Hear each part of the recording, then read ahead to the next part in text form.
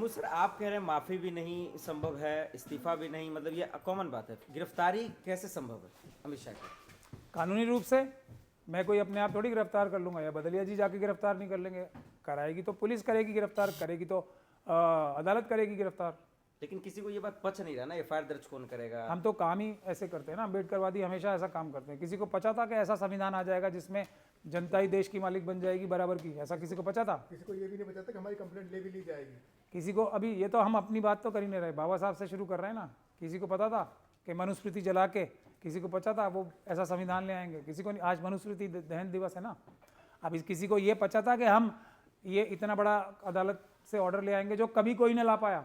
उसकी वजह से सरकार को एकदम रातों रात 10 दिन 11 दिन के अंदर अंदर कानून बदलना पड़ गया। किसी ने सोचा था ये? वो बातें आपकी ठीक है, लेकिन बीजेपी कह रही किस में इतना हिम्मत है जो अमित शाह जी को जेल में डलवा देगा? 2 लोग तो यहीं खड़े हैं, सारे अम्बेडकरवादियों में हिम्मत है भाई। ये आप प्रियंका गांधी जी के ऊपर मुकदमा दर्ज करा दो या उनके खिलाफ उनका चुनाव रद्द करा दो केस डाल के, वो उनकी लीगल टीम जाने।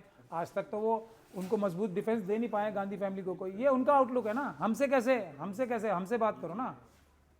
राहुल गांधी जी की सदस्यता ले लो, राहुल गांधी जी की नागरिकता ले लो, राहुल गांधी जी के ऊपर झूठे केस बना दो। ये तो वो हैं, मगर असली जो बाबा साहब और जो मनुवाद में लड़ाई हो रही है वो तो यहाँ से हो रही है ना। ये सब काम कर दो, राहुल गांधी जी को चुप बिठा दो आप कुछ भी करके, या जेल भिजवा दो। उससे ये अमित शाह जी थोड़ी बच पाएंगे। अमित शाह जी के खिलाफ तो कानूनी कार्रवाई हो ही यहीं से रही है, तो हमसे बात करें ना, उधर क्या बात कर रहे हैं? तो कुछ फायदा नहीं होगा ये सब करके, कुछ नहीं होगा। प्रेस कॉन्फ्रेंस कर आपको तो बोल रहे हैं कि क्यों ये सब मुंह माया में फंसे हो, कुछ नहीं होने वाला।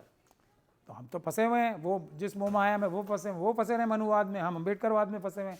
अपना वो होता है, मोह माया होती है, उसमें सब पड़े। हम संविधान की मोह माया में फंसे हैं, वो अपने मनुस्मृति की में फंसे हैं। इसमें क्या है? हम किसी को ज़बरदस्ती कर रहे हैं क्या कि हमारे साथ आ जाओ? जो आएगा वो पाएगा, जो उधर रहेगा वो खोएगा। लेकिन पार्लियामेंट में और उसके बाहर भी वो तो कह रहे हैं हमने गलत बोला क्या?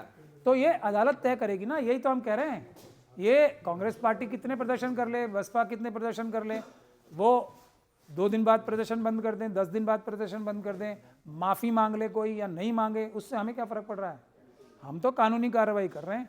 जितने भी आंदोलन चल रहे हैं ना चलें, हमारा आंदोलन तो चलेगा ही, या चलें तो और अच्छी बात है। लेकिन मांग एक है सिर्फ हमारी, और मैं ये सभी से गुजारिश कर रहा हूँ, करबद्ध निवेदन है कांग्रेस पार्टी से भी, बसपा से भी और दूसरे सभी लोगों से जो बाबा साहब के इस अपमान के लिए दिल में जेन्युइनली कुछ करना चाहते हैं, वो बादलिया साहब के केस को सपोर्ट करें। हमारा सीधा कहना है।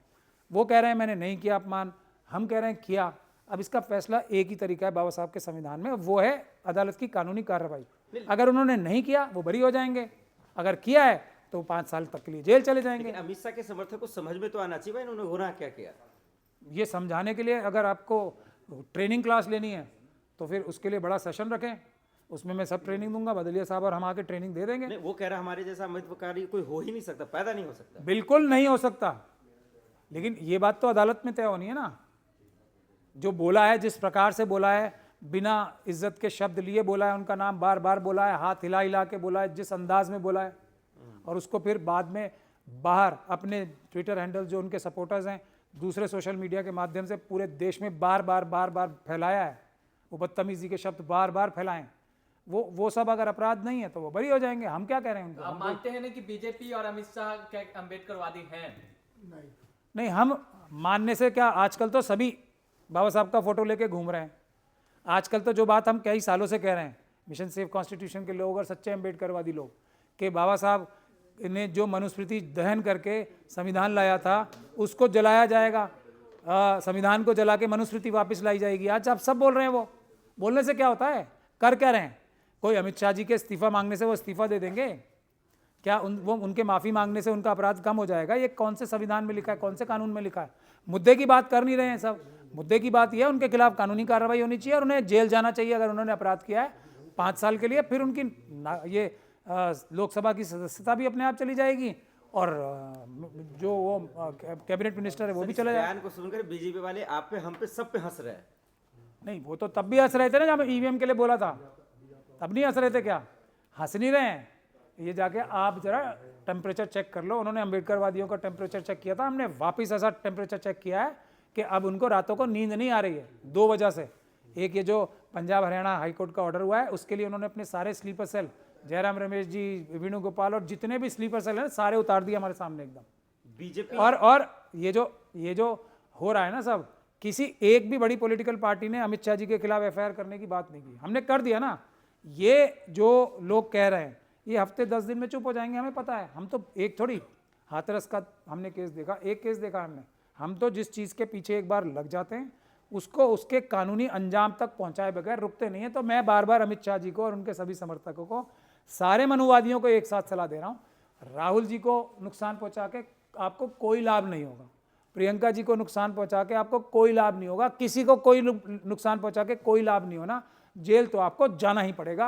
आपको सिर्फ अदालत बचा सकती है, दुनिया की और कोई ताकत बचा नहीं सकती। महमूद सर, सवाल ये जो जिन लोगों ने उनके खिलाफ आवाज उठाई उस पर एफआईआर दर्ज हो गया, अब आप पे भी एफआईआर दर्ज हो जाएगा? हाँ कर दें, हमारे पर तो वो रेड भी करा चुके हैं, एफआईआर भी करा चुके हैं। हमें मरवाने के लिए उन्होंने बहुत सारे गैंगस्टर्स भी एंगेज कर रखे हैं। पूरा वो एक थोड़ी 10 बार कर चुके हैं। 10 घंटे तक किडनैप भी करके रखा था। मुझे 10 घंटे तक एक काम थोड़ी किया है। मैं तो एकदम छोटा मोटा अम्बेडकरवादी हूँ, लेकिन इनके सारे हथकंडों को न्यूट्रलाइज कर चुका हूँ मैं। कानून के हीरो हैं वो, माफी मांगने को तैयार नहीं है, जेल कैसे चले जाएंगे? जेल तो अदालत से जाएंगे ना। वही मैं कह रहा हूँ आपसे, माफ़ी मांगे या ना मांगे हमसे कोई फ़र्क नहीं पड़ता। हमें उनकी माफ़ी से कोई मतलब ही नहीं। वो बिल्कुल ना मांगे, वो जो करना चाहते करें। भारत में जो हम बाबा साहब का निज़ाम जो तरीका है उसमें ये थोड़ी मना है कि आप अपराध नहीं करेंगे। हम भी मना नहीं कर रहे, वो बार बार ही अपराध करें, हम उनको बार बार जेल भिजवाएंगे। ये बाबा साहब का संविधान और निज़ाम है। अपराध करने से, मर्डर करने से कोई रोक कहीं लिखा है कि आप मर्डर नहीं कह रहे करें? हैं कि बाबा साहब के संविधान से छेड़छाड़ की जा रही है, फिर ये भी कह रहे हैं कि वो संविधान के तहत ही वो जेल जाएंगे। हाँ। दोनों बातें सिमिलर नहीं लग रही है।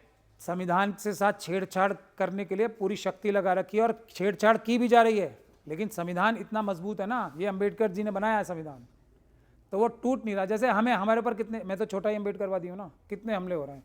ये जो चोरी की मशीनें भी हैं वोटों की, उसके लिए भी कितनी साजिशें की, कानून तक बदल दिया। मैं क्या कह रहा हूँ, अब वो और बड़े जाल में फंस गए। ये है अंबेडकरवाद। तो संविधान को कितना भी बदलने की चेष्टा कर लें, एक तो हम पूरी तरीके से बदलने नहीं देंगे, और ये कितना भी जो संस्थान है उसके कॉम्प्रोमाइज़ कर लें, फिर भी हम रिजल्ट लेके आते हैं ना। ये हरियाणा पंजाब का जो ये मशीनों के खिलाफ जो ऑर्डर आया है, ये उसका सबसे बड़ी मिसाल है। पूरी दुनिया एक तरफ हो जाए मनुवादियों की, तब भी अंबेडकरवाद ही जीते। कहाँ थोपा जा रहा है? संविधान से तो देश चल रहा है। ये संविधान से चल रहा है। राहुल गांधी जी ने क्या हमला किया था? नहीं किया था ना।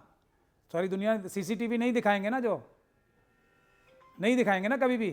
तो क्या है कि राहुल गांधी जी के खिलाफ तो एफआईआर हो जाएगी, तुरंत हो जाएगी ना। ये एक, क्योंकि कंप्लेंट हुई, झूठी या सच्ची। उस तरफ से जो राहुल गांधी जी की तरफ से कांग्रेस पार्टी कर रही है, वो एफआईआर नहीं होगी। यही तो मनुस्मृति है कि दो तरह का जो है रवैया इख्तियार किया जाएगा, यही तो मनुस्मृति है सीधे सीधे। लेकिन महमूद सर, सवाल ये है, सबूत भी तो होना चाहिए आपके पास जिसके वजह से जेल भेजेंगे। तो राहुल गांधी जी के खिलाफ सबूत था कोई? हाँ, तो उन्होंने धक्का मारा ना सांसदों को। नहीं, तो आपने देखा था, मैंने देखा था, ये सबूत नहीं है ना। और राहुल गांधी जी की तरफ से क्या आज तो लगाया ना मैं क्या कह रहा हूँ, आरोप तो खड़गे जी ने भी, एक मिनट, मैं क्या कह रहा हूँ, खड़गे जी ने भी तो बोला है ना, मुझे धक्का दिया और मेरे पे हमला किया। वो भी तो आरोपी है, तो उसकी एफआईआर हुई। यही मनुवाद है बस। तो चलिए, उनके पास सबूत नहीं, आपके पास है? मेरे पास, मैंने एफआईआर कराई तो है, सबूत के बुनियाद पे ही कराई है ना, जो कंप्लेंट दे के आए हम। अब हम उन्हें जेल भी भिजवाएंगे उन्हीं सबूतों के आधार पे, 100% भिजवाएंगे। दुनिया की, मैंने आपको अभी भी बोला है, अमित शाह जी को दुनिया की कोई ताकत जेल जाने से, ए बदलिया साहब के मुकदमे में दुनिया की कोई ताकत नहीं रोक सकती, सिवाय एक कोर्ट के आदेश के जो उन्हें बरी करेगा। वरना वो जेल जाएंगे ही, और उनकी सदस्यता भी जाएगी, और वो मंत्रालय भी जाएगा।